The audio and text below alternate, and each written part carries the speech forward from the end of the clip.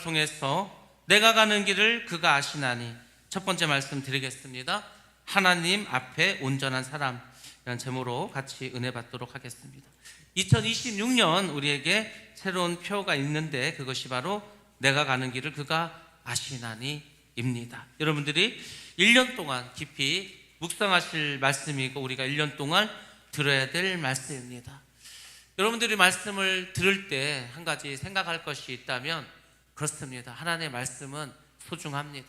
중요합니다. 우리 앞길에 어찌 보면 등불과 같은 것이 하나님의 말씀입니다. 2026년을 여러분들 살아가시면서 승리하는 삶이 되시기를 바랍니다. 승리한다는 것은 믿음으로 살라는 것입니다. 믿음으로 살라는 것은 말씀대로 살아가라는 겁니다. 결국 우리의 신앙생활은, 우리의 믿음생활은 하나님의 말씀대로 살아가는 겁니다. 왜냐하면 예수님께서 주여 주여 하는 자마다 아버지의 나라에 들어갈 것이 아니라고 했습니다. 누가 들어간다고 했습니까? 아버지의 뜻대로 행하는 자.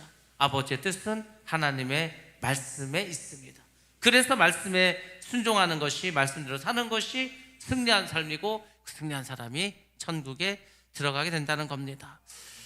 우리가 신앙생활을 하면서 뭔가 좀 착각하는 것이 있습니다. 그게 무엇이냐? 우리 많은 성도들의 마음속에는 이런 마음을 가지고 살아갑니다. 내가 열심히 믿으면 고난이 나를 피해갈 것이다. 예수를 잘 믿으면 내 인생에 어떤 고난도 없을 것이다.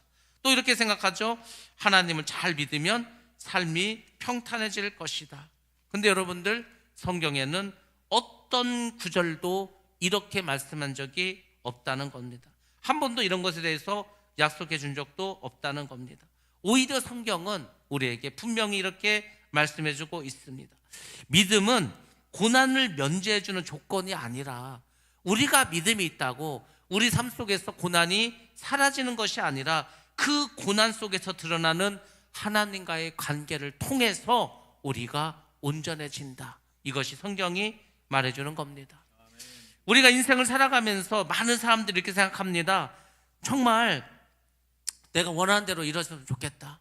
건강하고 돈도 많이 벌고 세상적으로 내가 원하는 모든 일들이 이루어지면 좋겠다. 이것을 우리는 기복신앙이라고 합니다. 기복신앙은 뭐냐면, 나만 좋은 게 기복신앙입니다. 내가 돈 많이 벌고, 내가 건강하고, 우리 집 가족이 평안하고, 그건 누구나 다 원하는 거죠. 절에 다니는 사람도 원하고, 무당에 가서 점치는 사람도 원하고, 모든 사람은 다 이것을 원합니다. 이것을 우리가 세상적인 복이라고 합니다. 근데 성경에서 말하는 복은 그러한 복이 아닙니다. 성경에서 우리에게 알려주시는 복은 이 땅의 복만을 말하는 것이 아닙니다. 성경에서 말하는 진짜 복은 뭐냐면, 내가 잘 되는 것이 아니라 하나님을 기쁘시게 하는 것이 복입니다. 하나님을 기쁘시게 하면 하나님께서 어떻게 하시겠습니까? 여러분들에게 복을 주십니다. 그 복은 이 땅에서 복만이 아니라 영원한 복, 신령한 복, 하늘의 복을 하나님 우리에게 내려주실 줄로 믿습니다. 그러므로 여러분들, 이 인간적인, 세상적인 가치관으로 세상의 복만 구할 것이 아니라 영원한 하나님의 복을 추구하시고 바라시고 기도하시기 원합니다. 하나님 반드시 내려주실 줄로 믿습니다. 자, 오늘부터 우리가 이제 욥기를 이제 묵상하고 또 욥기의 말씀을 듣습니다. 사실 욥기는 이 잘못된 우리의 어떤 불편한 진실을 정면으로 보여주는 책이기도 합니다. 특별히 욥기 1장에서는 왜 욥이 고난을 당했는가, 이것에 대해서 알려주는 것이 아니라, 하나님은 욥을 어떻게 보셨는가부터 시작해서 사탄이 욥을 어떻게 바라보았는가, 또 하나님 왜 시험을 허락하셨는가에 대해서 보여주시는 말씀들이 나옵니다. 우리가 신앙생활 하면서 이걸 잘 생각하셔야 됩니다. 예수님께서 이 땅에 어떤 모습으로 오셨습니까? 예수님은 이 땅에 가난한 목수의 모습으로 왔습니다. 풍채도 외모도 별로 볼 것이 없었습니다. 그리고 죽으실 때는 십자가에서 피 흘려서 죄인의 몸으로 비참하게 죽으셨습니다. 자, 근데 하나님은 이렇게 보잘것없고 가난하고 피 흘려 죽은 그 예수를 영접한 사람들, 우리가 그 예수를 영접하지 않았습니까? 그 사람들을 가장 순수한 신앙을 가진 사람이라고 말씀하십니다. 욥기가 보여주는 것은 이건 것 같습니다. 욥기는 결국 하나님께서 욥을 통해서 욥이 하나님을 정말로 사랑하는가, 그 욥이 하나님을 사랑하는 것은 자기가 무슨 세상적인 축복을 받아서 사랑하는 것이 아니라 정말로 진심으로 어떤 사심이 없이 순수한 마음으로 하나님을 사랑하시는가, 사랑하고 있는가, 이것을 사실은 테스트했던 책이라는 것을 우리가 욥기를 통해서 또 알 수 있습니다. 아무튼 우리는 이제 욥의 삶을 통해서, 욥의 고난과 욥의 축복을 통해서, 그러면 우리는 2026년을 어떻게 살 것인가, 어떤 마음의 자세로, 어떤 신앙의 자세로 살아갈 건가를 여러분들 오늘부터 말씀을 잘 들으시고 정말로 욥과 같은 축복을 다 누리시기를 주님의 이름으로 축원합니다. 예. 자, 먼저 하나님께서 욥을 어떻게 평가했는가, 우리 1절부터 3절 말씀에 나와 있는데 같이 한번 보도록 하겠습니다. 시작. 우스 땅에 욥이라 불리는 사람이 있었는데 그 사람은 온전하고 정직하여 하나님을 경외하며 악에서 떠난 자더라. 그에게 아들 7과 딸 3이 태어나니라. 그의 소유물은 양이 7,000마리요 낙타가 3,000마리요 소가 500결이요 암나귀가 500마리이며 종도 많이 있었으니 이 사람은 동방 사람 중에 가장 훌륭한 자라. 아멘. 아멘. 예, 우스 땅에 욥이라는 사람이 살았습니다. 예수님이 오시기 한 2000년 전에 살았던 사람이라고 우리가 생각을 하고 있습니다. 우스는 어디냐면 에돔 근처에 있었습니다. 에돔은 그 이스라엘 지도의 남쪽에 가면은 사해바다가 있습니다. 그 사해바다 남쪽, 거기는 사실 광야고 사막인데 그곳에 욥이 살았다고 성경은 말씀해주고 있습니다. 욥은 어떤 신앙을 가지고 있었는가, 이렇게 표현해주고 있습니다. 그 사람은 온전하고 정직하며 또 하나님을 경외하며 그리고 악에서 떠난 자더라라고 욥을 설명해주고 있습니다. 자, 먼저 온전하다고 합니다. 온전하다는 말이 히브리어로 탐이라는 단어를 씁니다. 이 말 뜻이 뭐냐면 죄가 없다라는 뜻은 아닙니다. 죄는 있어, 죄가 없다고는 하지 않습니다. 근데 그 사람의 마음이 나누어지지 않았다는 겁니다. 쉽게 말해서 하나님께 분열되지 않은 삶을 살았다는 겁니다. 하나님께 분열된 삶이 뭐냐면 죄악된 삶입니다. 아담과 하와가 선악과를 따먹었습니다. 그리고 하나님과의 관계가 깨졌습니다. 그것이 뭐냐? 온전하지 못하다는 것입니다. 온전함이라는 것은 하나님으로부터 분리되지 않는 겁니다. 여러분들이 올 한해 온전한 삶을 살기 원한다. 그것은 하나님과의 관계가 깨지지 않는 겁니다. 늘 하나님과 동행하는 겁니다. 늘 하나님과 함께 하시는 겁니다. 그것이 바로 온전한 삶이 되는 줄로 믿습니다. 두 번째로 정직한 삶을 살았습니다.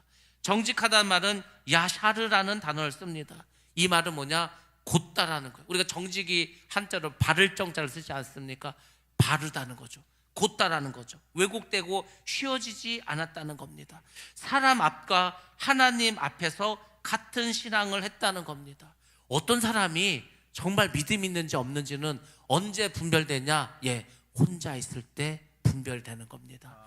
사람들 앞에서는 기도도 잘하고 말씀대로 살아가고 늘 좋은 말을 해. 그래서 믿음 있는 게 아니라 하나님 앞에서, 아무도 보이지 않는 사람 앞이 아닌 하나님 앞에서 혼자 있을 때 그런 삶을 사는 것이, 그게 믿음이 있는 겁니다. 바로 욥이 그렇게 살았다는 겁니다. 세 번째로 여호와를 경외하는 삶을 살았습니다. 경외한다는 말은 야레라는 말을 씁니다. 두려워하는 거, 단순히 막 무서워하고 두려워하고 이게 아니라 절대적인 존중과 순종을 의미합니다. 여러분들, 하나님을 경외하면 어떻게 되는지 아십니까? 하나님을 경외하면은 죄를 짓지 못합니다. 하나님을 정말 두려워하고 정말 경외하면은요 죄를 짓 수 없습니다. 특별히 거짓말을 못합니다. 거짓말을 한다는 것은 뭘 하나님을 두려워하지도 않고 하나님을 경외하지도 않는다는 것. 어린 아이가 부모님을 정말 두려워하고 정말 무서워하고 선생님 말씀을 정말 무서워하면 절대 거짓말하지 않습니다. 거짓말을 쉽게 한다는 것은 두려워하지 않고 경외하지 않는다는 겁니다. 근데 욥은 하나님을 경외했습니다. 그리고 욥은 악에서 떠났다고 말해주고 있습니다. 악에서 떠났다는 것은 유혹과 타협을 피하는 삶을 살았다는 거예요. 죄는 타협하는 겁니다. 그래서 죄를 짓는 거죠. 자기가 좋으니까 하나님 말씀이 있지만 하나님 말씀을 무시해버리고 자기가 좋은 대로 살아가. 그게 바로 악을 죄를 짓는 겁니다. 근데 욥은 악에서도 떠났다고 합니다. 욥의 신앙은 한마디로 말하면 감정적으로 믿는 게 아니에요. 어떤 사람은요, 뭐 기도시키면 눈물을 흘리고요, 막 그냥 열정적으로 하고요, 막 감정에 끌려서 살아가. 근데 여러분들 그게 믿음이 좋은 게 아니에요. 우리는 다 거기에 착각합니다. 그 사람이 겉으로 난 어떤 감정적인 이게 아니라 욥은 자신의 믿음을요 삶으로 보여줬다는 겁니다. 삶으로 보여줘야 그게 믿음이 있는 거죠. 그래서 우리는 우리의 신앙의 방향을 하나님을 향하고 하나님께 그 방향에서 나아갈 때, 그걸 삶 속에서 드러낼 때 그것이 온전한 믿음인 줄로 믿습니다. 근데 욥이 그렇게 살았다는 거예요. 욥은 누가 봐도요, 야, 저런 사람이 없어. 하나님이 보시기에도 의인이었다는 겁니다. 동방의 의인이 바로 욥이었습니다. 자, 근데 2절에 보니까 이 욥이 많은 복을 받았습니다. 욥은 자녀가 많았습니다. 아들이 7이고 딸이 3명이었습니다. 유대인들에게 있어서 가장 이상적인 아들의 수가 얼마냐? 7명입니다. 아들을 7명 낳으면은 저 사람은 정말 하나님께 자식의 복을 받았다라고 칭합니다. 근데 아들이 7이야. 거기다 보너스로 딸도 3이나 있어. 그러니까 누가 보더라도 욥은 다복하고요, 정말 어떤 행복한 가정을 이룬 사람입니다. 재산도 많았습니다. 이 당시에 뭘로 재산을 평가하겠습니까? 농사를 질 수 있습니까? 아닙니다. 가축의 수로 그 사람의 부유함을 말합니다. 근데 양이 7,000마리입니다. 낙타가 3,000마리입니다. 소가 500결이라고 합니다. 한 결의에 2마리씩 묶어서 밭을 갈게 합니다. 그러니까 한 결의에 2마리씩 있으니까 500결이니까 소가 1,000마리가 있습니다. 암나귀가 500마리야. 그럼 순나귀는 얼마인지도 모르겠어. 그러니까 엄청나게 많은 그런 재산을 가지고 살았다는 것을 알 수가 있습니다. 그는 동방 사람 중에 가장 큰 자였다고 말합니다. 근데 여기서 중요한 질문이 있습니다. 결국 이 욥기서에서 우리가 던질 첫 번째 질문이 이겁니다. 뭐냐? 형통할 때도 하나님을 경외할 수 있는가? 이겁니다. 우리가 참 어려운 세상을 살았습니다. 우리나라가 유교가 끝나고요, 정말 못 살았습니다. 먹을 것도 없고 폐허가 되고 뭐가 아무것도 없어. 자원도 없어. 사람은 많고 정말 어렵습니다. 근데 여러분들 그 어려운 가운데서 정말 우리 믿음의 선배들이 열심히 기도하고 말씀에 순종하고 복음을 전하고 교회를 짓고 그렇게 했습니다. 그래서 뭐 교회가 부흥하고 우리가 잘 살게 되었습니다. 여러분들, 많은 사람들이 고난보다는 형통함 속에서 더 쉽게 하나님을 잊습니다. 왜 우리나라가 교회가 반쪽이 되었나? 간단합니다. 배부르고 등 따시니까. 배부르고 등 따시니까 기도할 게 없어. 아니 뭐 잘 먹고 잘 사는데 뭐 굳이 내가 그렇게 할 필요가 뭐가 있을까?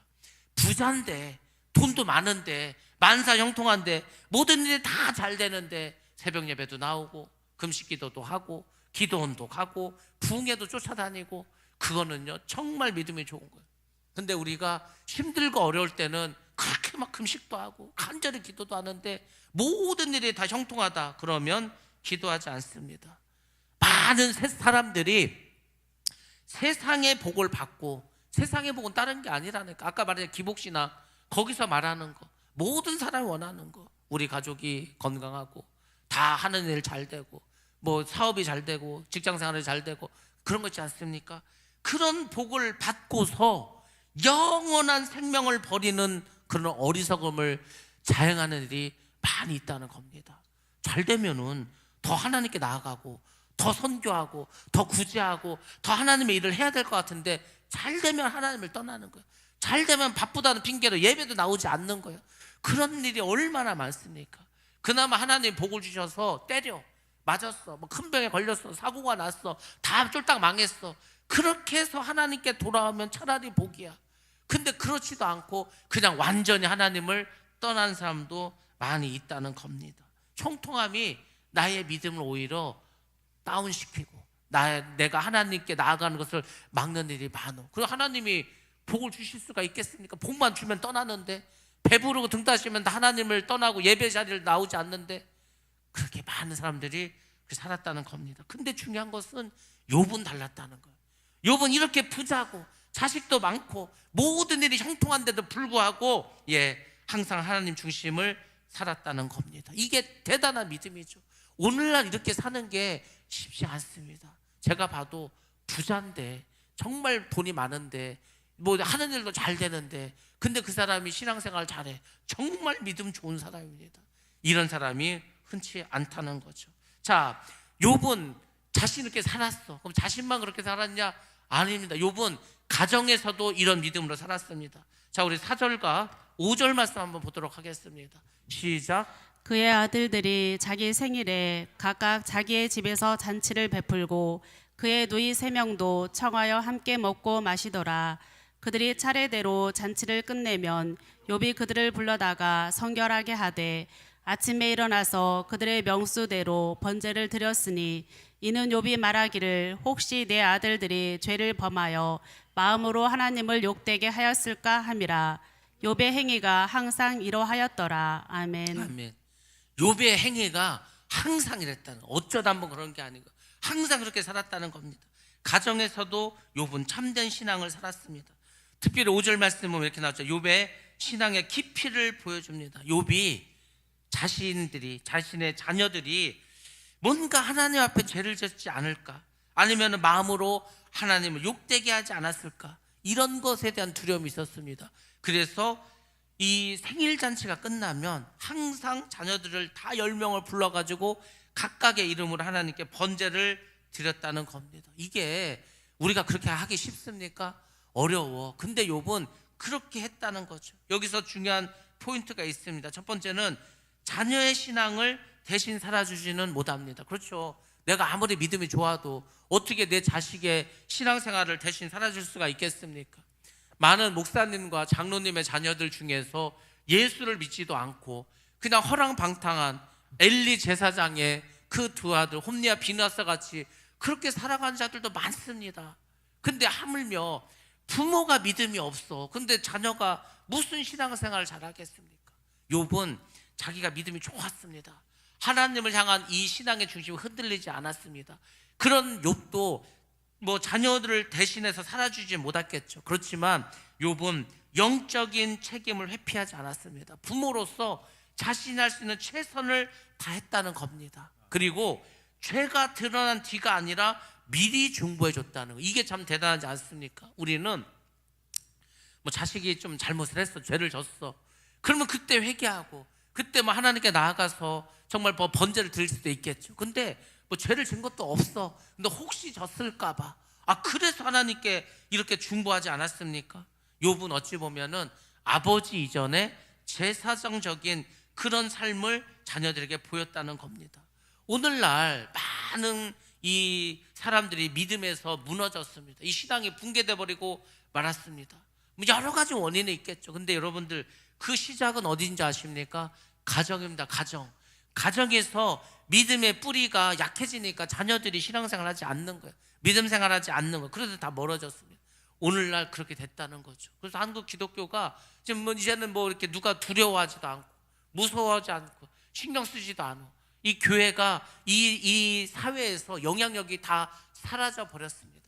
뭐 그런 세상이 되지 않았습니까? 그만큼 어려운 삶을 우리가 살아가고 있습니다. 근데 욥은 자녀들에게서도 이 믿음의 삶을 살아가도록 최선을 다했다는 겁니다.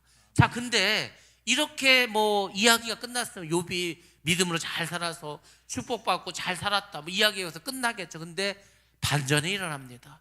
전혀 생각지도 않은 일들이 벌어지게 됩니다. 영적인 논란이 이루어집니다. 자, 우리 6절부터 8절까지 말씀 한번 보도록 하겠습니다. 시작. 하루는 하나님의 아들들이 와서 여호와 앞에 섰고 사탄도 그들 가운데에 온지라. 여호와께서 사탄에게 이르시되 내가 어디서 왔느냐. 사탄이 여호와께 대답하여 이르되 땅을 두루 돌아 여기저기 다녀왔나이다. 여호와께서 사탄에게 이르시되 내가 내 종 욥을 지휘하여 보았느냐. 그와 같이 온전하고 정직하여 하나님을 경외하며 악에서 떠난 자는 세상에 없느니라. 아멘. 아멘. 보이지 않는 세계에서 영적인 논쟁이 이제 벌어지기 시작했습니다. 공간적인 배경이 지상에서 하늘나라로 옮겨졌습니다. 하나님이 나옵니다. 하나님의 보좌가 나옵니다. 하나님의 보좌 앞에 하나님의 아들들이 있습니다. 하나님의 아들들은 천사를 의미할 수도 있고 또는 먼저 낙원에 간 성도들의 영혼일 수도 있습니다. 아무튼 하나님의 보좌 앞에는 내 생물도 있고요. 그 다음에 24 장로들도 있고 많은 무수한 성도들이 있습니다. 자, 그런 가운데 사탄이 하나님 앞에 서게 되었습니다. 사탄이라는 말은 히브리어로 이런 뜻을 가지고 있습니다. 뭐 히브리어도 사탄이죠. 대적자, 고발자, 이런 말을 가지고 있어. 사탄의 첫 번째 임무는 뭐냐면 대적하는 겁니다. 하나님을 대적했습니다. 하나님을 상대로 쿠데타를 일으켰다는 겁니다. 그래서 지금도 예수를 믿는 사람들을 대적합니다. 사탄은, 귀신은, 마귀는 절대 우리 편이 될 수 없습니다. 대적자입니다. 이미 대적을 하는 거예요. 우리를 적으로 인식을 해서 공격하는 자들이 다 사단의 무리라는 겁니다. 기억하셔야 되고요. 두 번째로는 고발자라는 겁니다. 계속해서 고발하는 거예요. 계속해서 죄를 지적하는 거예요. 뭐가 어떻고 뭘 잘못했고 계속해서 하나님께 나아가지고 막 고발하는 겁니다. 그거를 예전 성경에는 참소한다. 참소. 계속해서 가서 막 그냥 얘기를 하는 거죠. 그게 마귀가 하는 일입니다. 자, 중요한 사실은 이것입니다. 사탄은 하나님 앞에 허락 없이는 설 수 없다는 겁니다. 뭐 사탄이 마음대로 하나님 앞에 가는 게 아니에요. 특별히 하나님이 사탄을 불러들였다는 겁니다. 그래야만 하나님 앞에 설 수 있다는 겁니다. 또 하나 우리가 잊지 말아야 할 사실이 있습니다. 그것은 뭐냐면 우리의 신앙은 눈에 보이는 세상만이 문제가 아니라는 겁니다. 이거를 잘 기억하셔야 돼요. 여러분들, 사실 우리가 이제 세상을 살아가다 보면은 생각지도 않게 좋은 일이 벌어질 수도 있고 생각지도 않게 나쁜 일이 벌어질 수도 있습니다. 근데 여러분들, 그게 영의 세계에서는 미리 일어났어. 미리 영의 세계에서 나에게 복된 일이 일어나. 그러면 그게 이 현상 세계에서, 현실 속에서 축복으로 나타납니다. 근데 영의 세계에서 뭔가 문제가 생기고 내가 영적으로 문제가 생겼고 그러면은 반드시 우리의 이 삶 속에서 그것이 나쁜 일로 작용하게 된다는 겁니다. 욥은 아무것도 모르고 있어. 그저 하나님을 사랑하고 하나님을 믿고 자녀들이 신앙으로 살기를 원하고 그렇게 살지 않았습니까? 그렇게 일상을 믿음으로 살고 있었어. 근데 세상에 욥도 모르게 저 천상에서는 영적인 논쟁이 벌어지고 있었다는 겁니다. 그래서 우리가 기도하셔야 되는 거예요. 우리가 왜 기도해야 되는지 아십니까?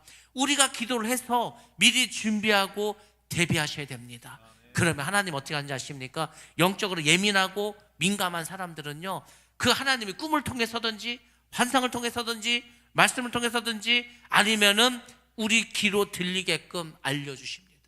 미리 준비할 수 있도록, 대비할 수 있도록 그렇게 미리 경고해 주시고 알려주시는 거예요. 근데 다 영적으로 무뎌졌어. 기도를 하지 않아서 전혀 하나님의 음성을 듣지 못해. 하나님의 관계가 깨져버렸어. 그러면 이제 아무 소리를 못 듣지. 그러면 막 그냥 정신없이 뚫겨 맞는 겁니다. 욥은 사실 지금 영적인 세계에서 이런 일이 벌어진 걸 전혀 알지 못했어. 그런데 여러분들 잘 보시기 바랍니다. 욥이 어떤 사람인가를 8절에서 이렇게 설명해 주고 있습니다. 하나님이 욥을 자랑해 줬습니다. 사단에게 말하죠. 내가 내 종 욥을 주의하여 보았느냐. 이 말은 뭐냐면, 야, 너 뭐 세상을 두루 다녀봤다고? 너 그러면 욥도 봤겠네? 야, 욥이 어떻대? 야, 욥 정말 대단하지 않냐? 하나님이 이 사탄에게 욥을 자랑하고 있습니다. 하나님은요, 믿음의 사람들을 자랑하십니다. 그러니까 여러분들이 하나님이 자랑할 수 있는 그런 사람들이 되시길 바랍니다. 하나님이 다윗을 이렇게 자랑했습니다. 야, 다윗은 내 마음에 합한 자다. 아니, 하나님이 다윗을 자랑하셨다니까. 아브라함도 자랑하고요, 이삭도 자랑하고, 야곱도 자랑하고, 모세도 자랑하고, 성경에 많은 선지자들과 많은 믿음의 선조도 있지 않습니까? 자랑하십니다. 그러면은 뭐 그런 사람만 자랑해? 아니야. 여러분들, 우리가 이제 막 기도할 때가 있습니다. 막 간절히 기도할 때가 있어. 그러면 성령께서, 또 하나님께서, 주님께서 이렇게 말씀하십니다. 야, 내가 있잖아, 너를 너무 고마워. 막 너 너무 고마워. 막 내가 너 너무 고맙고, 내가 너 정말 내가 너무너무 사랑하고, 막 내가 너 때문에 너무 기쁘고. 여러분들, 우리가 하나님께서 여러분을 그렇게 인식하고 그렇게 말씀할 수 있도록 우리가 살아가야 합니다. 막 때로 너무 힘들어요. 너무 고통스러워. 그러면 이제 하나님께 막 가서 기도하지. 하나님, 왜 나만 이렇게 힘든 일을 주십니까? 하나님 왜 뭐 나 미워하세요? 왜 나한테 이렇게 막 어려운 일을 다 나한테만 주십니까? 그럼 이제 하나님 이렇게 말씀하시죠. 야, 정말 내가 미안하다. 미안하면서도 네가 참 고맙다. 왜냐면은 내가 이거를 다른 사람한테는 이 일을 못 시키겠어. 너는 믿음도 좋고 너는 정말 내 마음에 합한 자고 나를 기쁘게 하는 자니까 이 일을 하긴 해야 되는데 할 사람이 없어. 그러니까 너한테 하는 거야. 그러니까 너 정말 고맙고. 하나님이요, 우리에게 그렇게 말씀할 수 있도록 우리가 신앙생활을 해야 할 줄로 믿습니다. 그러니까 하나님이 모르시겠습니까? 알지. 우리 힘든 걸 모릅니까? 우리가 어려운 걸 모릅니까? 내가 막 믿음으로 살아보겠다 발버둥 친 걸 하나님 모르겠습니까? 다 알고 계셔. 근데 하나님도 하나님 뜻이 있어. 하나님은요 저절로 하지 않습니다. 뭔가 고난과 환난과 여러 가지 어려운 일을 겪어서 하나님의 일을 행하십니다. 그러니까 하나님도 뻔히 알고 있지만 우리가 그 어려운 일을 감당할 수 있도록 하나님조차도 기도하시면서 우리를 도와주시지 않습니까? 우리가 로마서 8장에서 배운 게 그거지 않습니까? 성령이 막 탄식하면서 우리를 위해서 기도해 주신다고, 하나님 합력의 선을 이루어 주신다고. 하나님이요 그렇게 우리 주변에서 우리를 응원하고 또 우리가 믿음을 살면 칭찬하고 우리 때문에 기뻐하고 이런 줄로 믿습니다. 바로 욥이 그런 사람이었어. 욥은요 이 땅의 기준뿐만 아니라 하늘의 기준에도 인정을 받았던 사람입니다. 여러분들, 우리 성도의 삶은 이 눈에 보이는 세상보다 보이지 않는 하늘에서 먼저 평가를 잘 받아야 할 줄로 믿습니다. 하나님이 보시기에 온전한 사람이 돼야지 뭐 사람한테만 잘하면 뭐 하겠습니까? 물론 사람에게도 잘해야 되는데 훨씬 더 중요한 것은요 하나님으로부터 좋은 평가를 우리가 얻을 수가 있어야 됩니다. 자, 이렇게 하나님은 욥을 칭찬하고 자랑하는데 사탄이 이런 욥을 공격합니다. 자, 말씀 보겠습니다. 9절에서 11절 말씀 봅니다. 시작. 사탄이 여호와께 대답하여 이르되 욥이 어찌 까닭없이 하나님을 경외하리이까?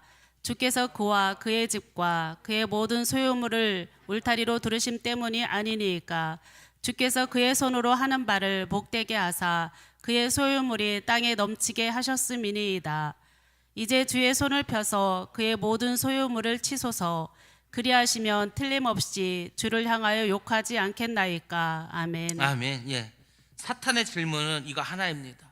욥이 까닭 없이 이유 없이 하나님을 경외하겠습니까? 이겁니다. 이 말 속에 굉장히 많은 게 있죠. 이거죠. 욥이 하나님을 사랑해서 그런 게 아니라 하나님께서 욥에게 많은 축복을 해주셨기 때문에 그래서 하나님을 믿는 거 아닙니까? 이런 식으로 얘기를 하는 거죠.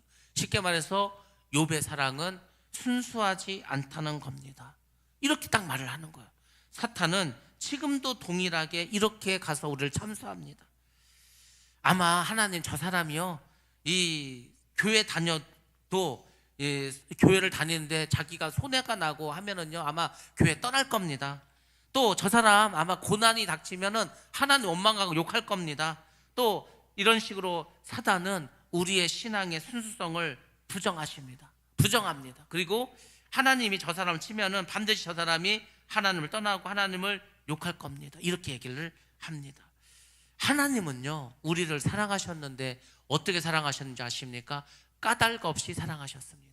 이유 없이 사랑하셨습니다. 하나님이 우리를 사랑하심을 하나님은 이렇게 표현하셨습니다. 하나님께서 예수 그리스도를 십자가에서 죽게 하심으로 우리를 향한 하나님의 사랑을 확증하셨다고 이렇게 로마서에서 말해주고 있습니다. 그러니까 하나님이 말로만 야 내가 너희를 사랑해, 내가 너희를 엄청 사랑해, 이게 아니라 예수를 이 땅에 보내시고요 그를 죽게 하심으로 정말로 하나님 우리를 사랑하고 계심을 확증해 주셨다는 거죠. 욥이 하나님을 사랑해. 그래서 막 이렇게 번제도 드리고 늘 마음을 하나님께 드리고 경외하고 막 이렇게 살아. 근데 사탄은 그걸 보고 이렇게 참소했다니까 하나님이 복 주셨으니까 하는 거지. 하나님께서 그걸 다 가져가시면 그 욥이 하나님을 사랑하겠습니까? 그렇게 얘기를 하는 거죠. 그래서 하나님께서 어떻게 하신지 아십니까? 12절 말씀 한번 보도록 하겠습니다. 자, 욥기서 1장 12절 시작. 여호와께서 사탄에게 이르시되 내가 그의 소유물을 다 내 손에 맡기노라. 다만 그의 몸에는 내 손을 대지 말지니라. 사탄이 곧 여호와 앞에서 물러가니라. 아멘. 아멘. 예. 하나님께서 사탄에게 말합니다. 그래, 알았어. 그러면 내가 그의 소유물을 다 내 손에 맡기겠다. 네가 가져가든지 네가 어떻게 마음대로 한번 해봐. 근데 그의 몸에는 내 손을 대지 말라고 말씀하십니다. 자, 어찌 보면 이제 사탄이, 마귀가 욥을 공격하는 걸 허락하셨죠. 자, 그러면 하나님은 어떤 생각으로 이렇게 하셨냐 이거예요. 왜 굳이 그 욥을, 죄도 없는 욥을 그 힘들게 하셨을까? 하나님은 이렇게 생각했을 겁니다. 욥이 나를 사랑하는 것은 그가 뭘 많이 가졌다고, 그가 무슨 복을 받았다고 사랑하는 게 아니고 정말로 나를 순수하게 사랑한다 라는 그 믿음이 하나님께 있었다는 겁니다. 욥은 반드시 어떤 어려움이 있어도 나를 버리지 않을 거야 라는 하나님의 나름대로 욥을 믿는 마음이 있었다는 거죠. 그게 아니면 욥이 그렇게 어려움을 당하도록 했겠습니까? 그걸 여러분들이 잘 생각해야 돼. 왜 하나님은 나의 삶을 이렇게 힘들게 할까? 어렵게 할까? 맨날 고통 가운데 할까? 여러분이 여러분이 그것을 이길 만한 믿음이 있다는 걸 하나님이 아셔. 그러니까 허락하시는 겁니다. 여러분이 그 믿음을 이길 수 없어, 그러면 허락하지 않겠죠. 여러분, 하나님은요, 우리가 감당할 수 있을 만한 시험을 주신다고 합니다. 그 얘기 뭡니까? 우리가 어떤 정도, 어느 정도의 어려움을 이길 만한 믿음이 있어, 그럼 그만큼만 허락하신다는 거예요. 당장 여러분 보고 순교하라면 여러분 누구 순교하겠습니까? 당장 여러분에게 집 팔아서 바치라면 할 수 있습니까? 못하지. 그러니까 그런 거 안 한다는 거, 그런 거를 하나님 우리에게 지금 뭐 원하고 그렇게 하지 않습니다. 여러분들, 하나님도 우리에 대한 믿음이 있어. 하나님이 우리를 단지 사랑만 하는 게 아니고요, 여러분 한 사람 한 사람에 대해서 하나님이 가지고 있는 믿음이 있습니다. 그 믿음을 가지고 우리를 계속해서 어떻게 연단시키고 훈련시켜서 우리의 어떤 믿음을 더 확장시키는 겁니다. 여러분들 그 과정 속에 있는 거지 않습니까?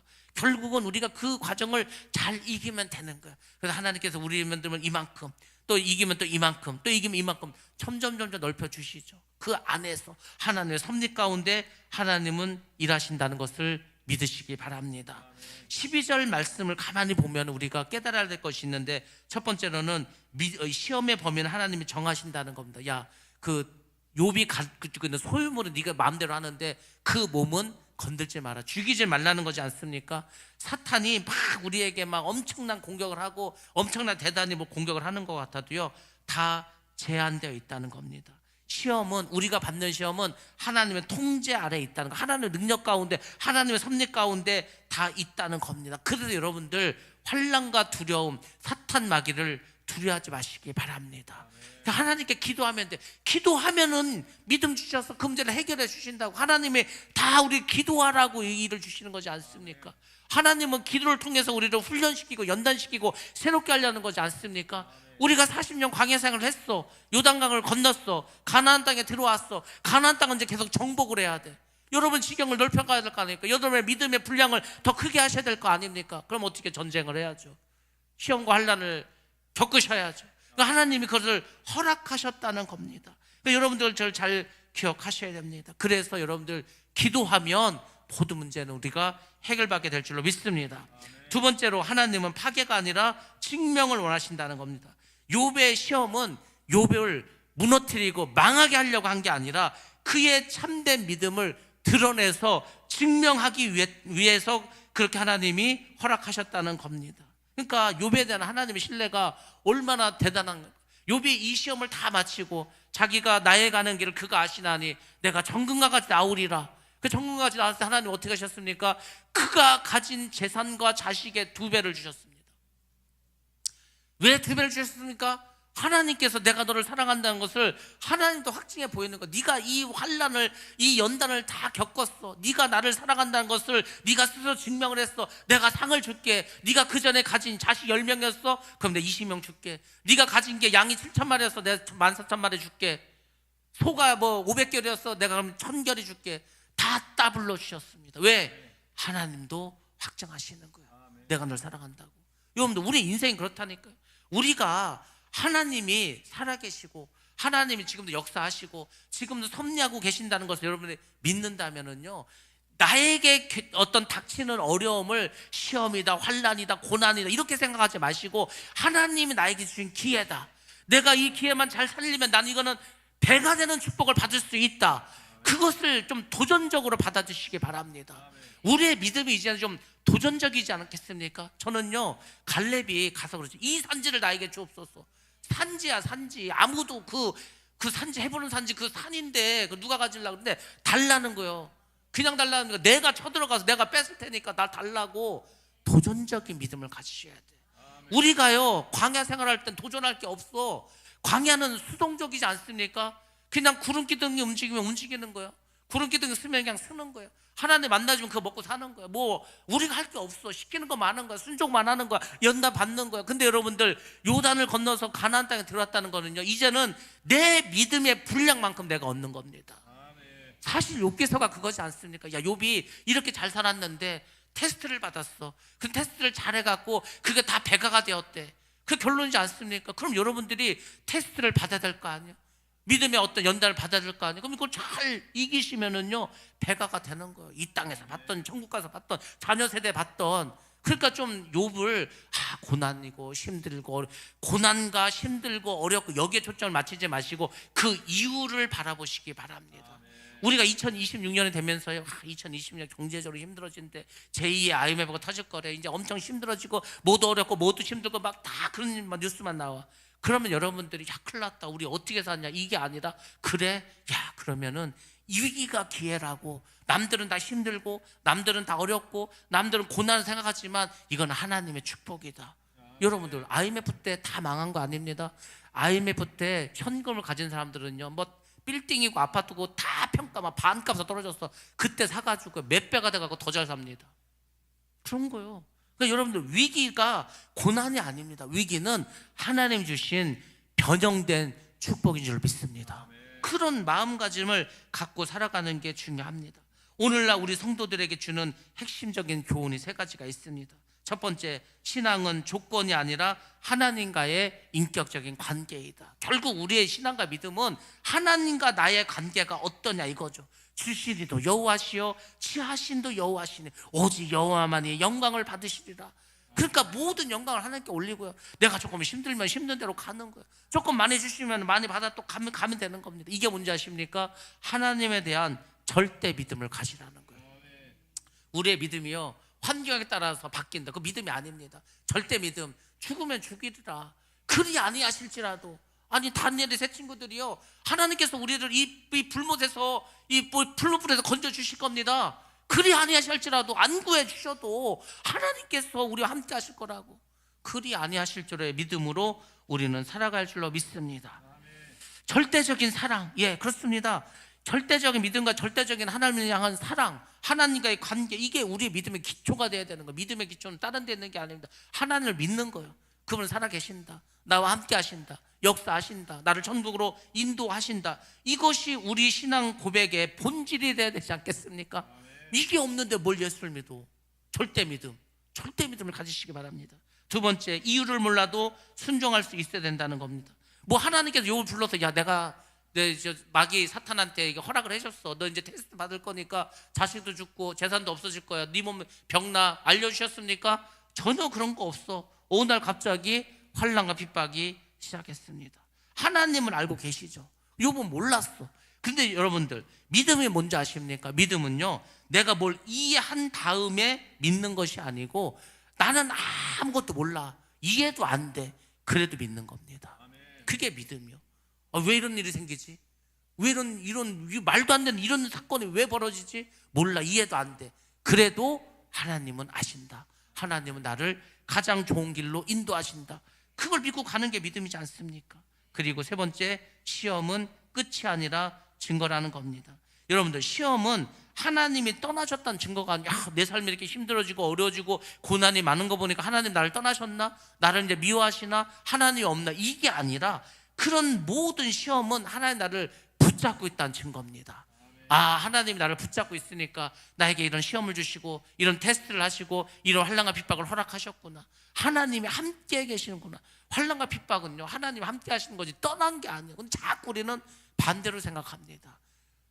환난과 핍박은 벌이 아니요, 상입니다. 상. 그거를 잘 이기면 상이 된다고. 여러분들이 그런 믿음으로 살아가시기 바랍니다. 하나님이 보시는 신앙으로 우리는 살아야 합니다. 여러분들, 우리는 사람에게 인정받는 신앙보다 하나님께 인정받는 신앙으로 살아가셔야 됩니다. 욥기서 1장에 우리에게 말해주는 건 이겁니다.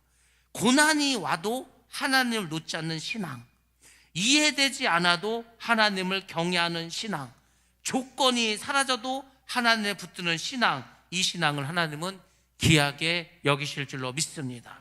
오늘 우리의 삶에도 시험이 허락된다면 여러분들 그것을 더 이상 두려워하지 마시기 바랍니다. 왜? 하나님은 이미 알고 계시고 이미 한계를 정해주셨고 반드시 가장 좋은 곳으로 선으로 이끌어 주실 것이다.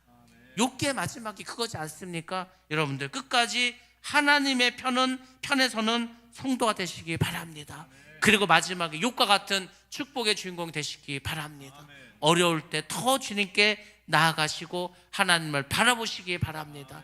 온전하게 하나님과 연합하시기 바랍니다.